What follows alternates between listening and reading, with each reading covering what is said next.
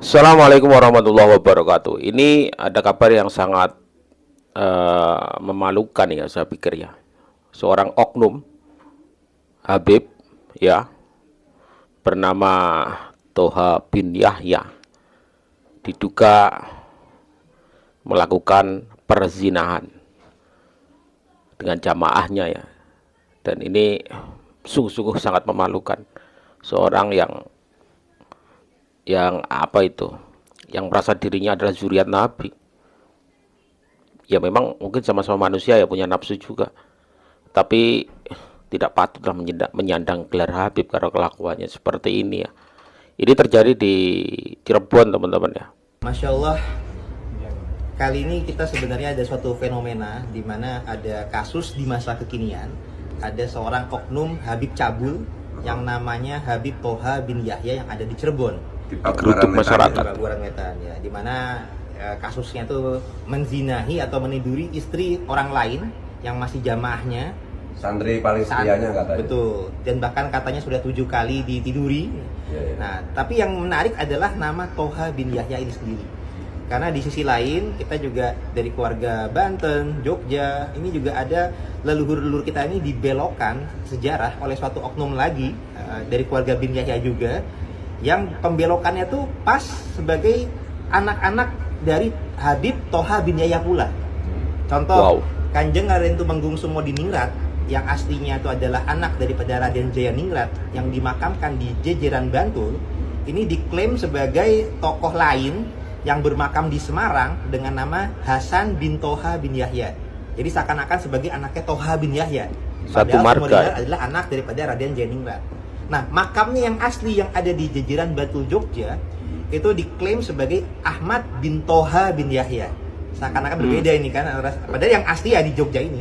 Kemudian tokoh lain, Pangeran Diponegoro yang sebenarnya adalah jelas sebagai pahlawan nasional, anak daripada Sultan Hamengkubuwono III, Diklaim ini juga. juga dibelokkan menjadi Habib Hamid bin Toha bin Yahya.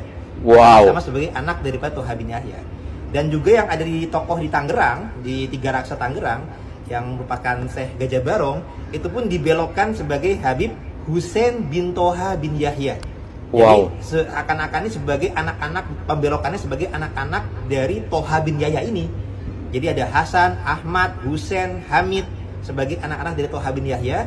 Seakan-akan Allah sedang menunjukkan kekuasaannya. Ini benar-benar ada hal-hal yang zolim, yang salah dari keluarga bin Yahya yang teridentifikasi dari nama Toha bin Yahya ini. Jadi pembelokan sejarah pun juga dibelokkan dari nama-nama tokoh, dibelokkan sebagai anak Toha bin Yahya. Pas di masa sekarang ada oknum Habib yang melakukan kezaliman dengan meniduri istri orang yang bukan jamaahnya sendiri, pas namanya pun juga dengan nama Toha bin Yahya. Ini merupakan petunjuk dari Allah, merupakan pertanda alam bahwasanya hal yang terjadi ini perlu kita waspadai dan harus kezalimannya kita hentikan. Dan kita harapkan keluarga bin Yahya dengan oknum-oknum tersebut, baik yang bernama Toha bin Yahya maupun yang membelokkan sejarahnya, yang juga dikenal oleh masyarakat sebagai ulama yang alim, ya saya berani sebut namanya Habib Lutfi bin Yahya. Semoga sama-sama tobat, sama-sama insyaf, jangan lagi berbuat kezaliman di muka bumi ini, terutama kepada bangsa Indonesia. Ini bukan ujaran kebencian, melainkan edukasi supaya yang mendengar mempunyai moral yang tinggi, moralnya bisa ditingkatkan. Apa itu? Dari semua agama itu semua melarang perzinahan. Wow. Ya. Jadi sangat keterlaluan kalau ada Al-Gedabrus, ya, Al-Gedabrus. tokoh agama yang melakukan perzinahan, apalagi perzinahannya dengan istri dari muridnya. Itu sangat memalukan. Bahkan yang kalau dilakukan oleh orang biasa itu sudah sesuatu yang menjijikkan, apalagi dilakukan oleh Al-Gedabrus. Al-Gedabrus itu nggak ada namanya, ini nama samaran aja, Al-Gedabrus. Yang bisa melakukan hal seperti itu, ya, itu adalah tokoh perfilman. Film bukan nama nih, bukan orang nih. Di film India itu kan ada yang namanya tokoh penjahat, itu yang namanya Tuan Thakur. Tuan Thakur. Nah itu hanya pantas dilakukan oleh cucu Tuan Thakur. Tuan Thakur itu tokoh cerita pada film-film India, orangnya jahat. Tuan Thakur itu. Jadi mungkin kalau dilakukan oleh cucu Tuan Thakur, ya wajar gitu. Cucu Tuan Tapi Thakur. kalau dilakukan oleh cucu-cucu kita, cucu siapapun orang yang beragama,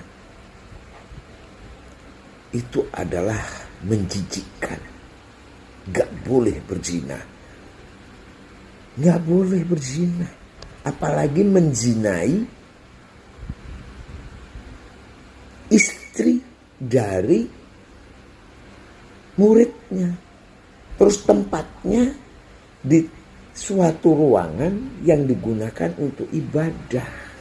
Kacau. Untuk kau mengajari tentang agama, tentang moralitas.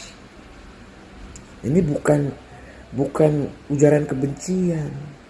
Baik Al-Gedabrus maupun Tuan Thakur itu tokoh fiktif.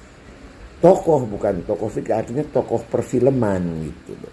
Ada cerita itu kan film India, bagi penggemar film India tahun 80-an tahu tuh Tuan Thakur. Ya, teman-teman, ini saya kira harus segera ditindaklanjuti teman-teman.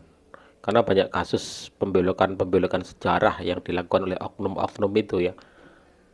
Banyak sekali ya. Bahkan di Surabaya kemarin juga ada juga kuburan-kuburan yang dibongkar, yang diklaim oleh mereka. Dan ini dimanfaatkan sebenarnya untuk meraup keuntungan. Jadi Indonesia itu saya pikir harus terbebas dari itu semua. Beruntung teman-teman kita yang sampai saat ini masih berkutat memperjuangkan semuanya itu teman-teman. Kiai Imaduddin dan lain sebagainya, kita sangat mendukung ya. Untuk istilahnya adalah menghancurkan oknum-oknum yang menyesatkan, yang mengklaim diri dia itu zuriat Nabi tapi tidak sesuai dengan adab etika yang diajarkan oleh Kanjeng Rasulullah. Jadi kalau cucu Tuan Thakur itu ya memang penjahat semua, penipu semua, huak semua. Ya apapun yang dulu lakukan dengan segala cara demi meraup keuntungan. Itu adalah cucu dari Tuan Thakur di film India. Jadi perzinahan itu alangkah nistanya dilakukan oleh Cucu-cucu Tuan Thakur mengajarkan moralitas seperti Al-Gedabrus.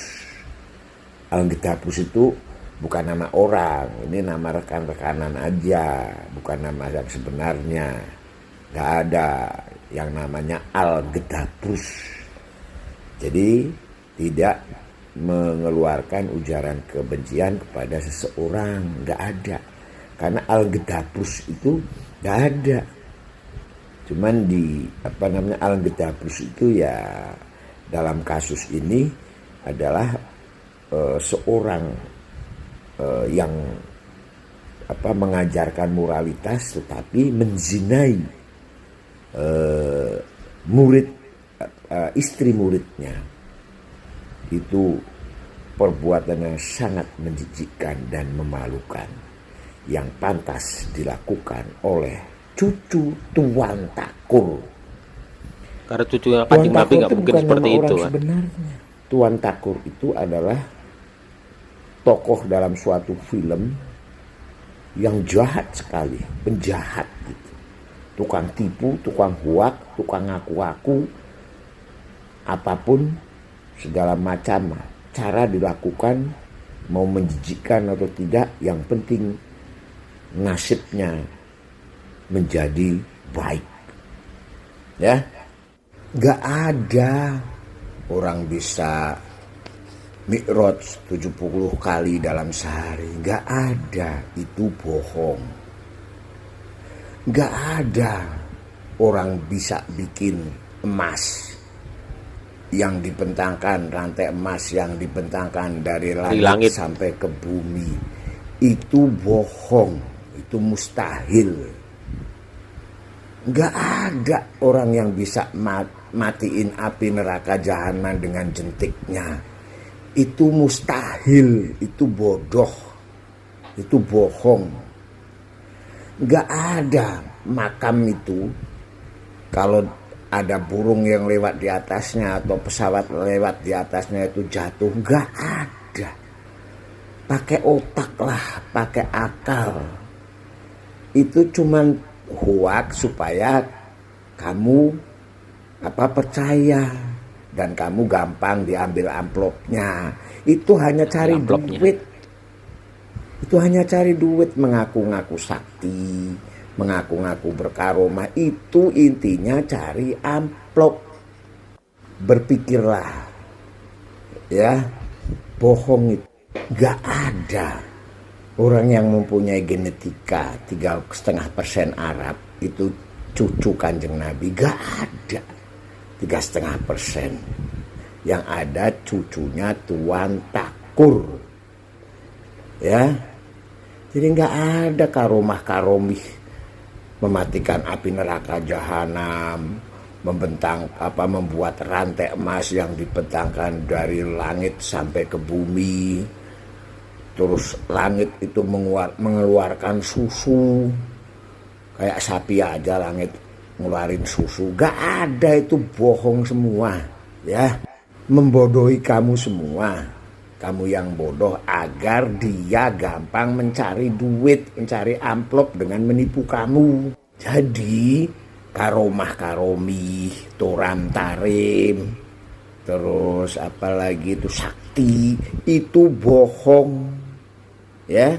Yang bisa dibohongin ya orang yang bodoh, ya. Jadi nggak bisa dia memberi musibah, memberi syafaat, nggak bisa. Darahnya 48% itu darah Asia Tengah, dari Asia Selatan, India. Tuan Takur, keturunan Tuan Takur. Jadi nggak ada itu. Bisa bikin bala, bohong. Motifnya adalah supaya kamu percaya, kamu takut, dan dia menarik amplop dari kamu. Kamu beri sedekah amplop kepada mereka, salaman terus ditaruh di belakang pantat. Ya, teman-teman, saya pikir hari ini kita semua harus lebih cerdas lagi dalam beragama, teman-teman. Ya, kita harus menggunakan logika. Ketika ada seorang penceramah yang mengatakan itu secara berlebihan, artinya soal kemampuan-kemampuan yang kadang-kadang tidak masuk di logika kita dan melebih-lebihkan, khurafat ya. Dan itu dijadikan sebuah alat ketika masyarakat Indonesia yang minim dari segi pengetahuan agama, itu dijadikan alat untuk mendapatkan keuntungan oleh mereka. Saya pikir juga sekarang ini masyarakat sudah sadar, terutama dengan pembelaan sejarah yang dilakukan oleh mereka. Saya khawatir jika ini tidak segera ditanggulangi, tidak ada orang-orang yang berusaha untuk menahan itu semua, mungkin saja di tahun-tahun yang akan datang sejarah Indonesia itu akan berbelok arah. Ya, jadi kita dukung teman-teman kita yang sampai saat ini masih berkutat dan berusaha untuk memurnikan sejarah yang sebelumnya sudah tercatat di negeri kita, yang tiba-tiba semuanya, mohon maaf semuanya diarahkan ke oknum-oknum Habib, perjuangan bangsa Indonesia, oknum-oknum Habib diarahkan ke situ juga. Ya, jadi jangan sampai sejarah kita hilang karena dibelokkan. Ya, cukup miris sekali teman-teman dengan kejadian yang ada hari ini. Ya, yang mengaku seorang ulama, zuriat Nabi, tetapi melakukan hal-hal yang tidak sepantasnya, yang tidak meniru ya akhlak dari Nabi Muhammad SAW. Ya, jadi untuk teman-teman yang masih berjuang di situ, sehat-sehat selalu, terus berjuang, ya kan. Berharap semuanya akan segera teratasi ya. Tadi juga di Cirebon itu terjadi, bahkan digeruduk massa juga, karena memang mungkin saja Allah sudah menunjukkan kebejatan oknum-oknum mereka itu ya. Jadi sekali lagi teman-teman, mari beragama dengan waras, dengan logis.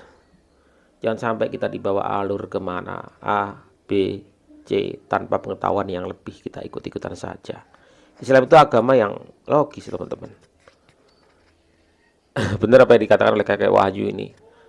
Mereka itu melebih-lebihkan, itu luar biasa. Seolah-olah mereka itu orang yang sakti, mandraguna, bisa melakukan apapun. Ya, untuk apa?